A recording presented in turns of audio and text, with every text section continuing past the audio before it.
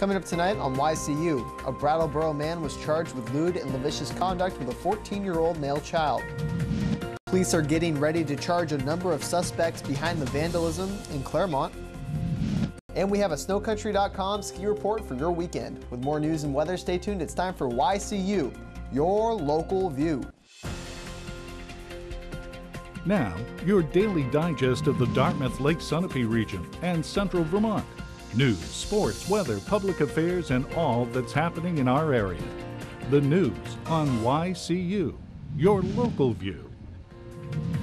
Good evening and welcome to YCU. I'm David Carmichael.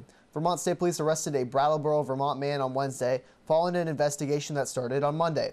Police say that 61-year-old Albert Curtigan was charged with lewd and lascivious conduct with a 14-year-old male child. The investigation included the Windham County Safe Place and the Department of Child and Family Services. Curtigan was lodged at the Southern State Correctional Facility in lieu of $10,000 cash bail.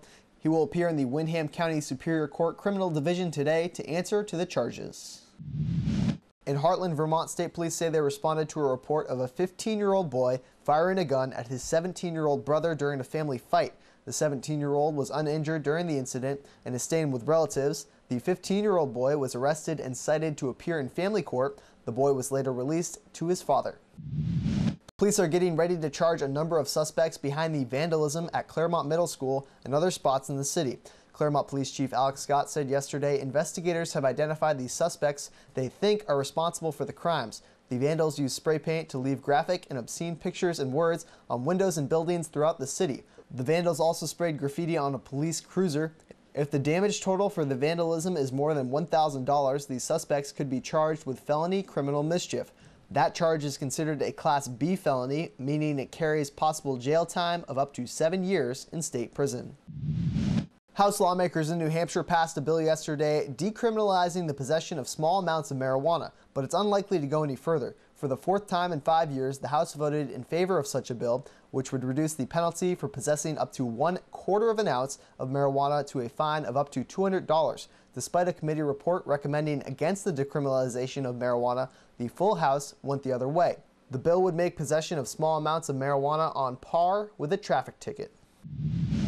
The Vermont House has given preliminary approval to a wide-ranging bill designed to stem drug abuse and reduce overdose deaths. The bill expands a state prescription drug database designed to keep patients from getting narcotic drugs from multiple doctors. It contains the new Good Samaritan language that allows someone to call for help about a friend who's overdosing without risking prosecution for drug crimes. It sets up a new program for safe disposal of prescription drugs and creates new regulations for precious metal dealers designed to cut down on people stealing such items to support drug habits. One thing the measure does not do is expand police authority to search the prescription drug database without a warrant, a measure that was debated and died last year. After the break, Bonnie Fletcher gives us a history lesson about the Danbury Historical Society. The YCU News continues in a moment.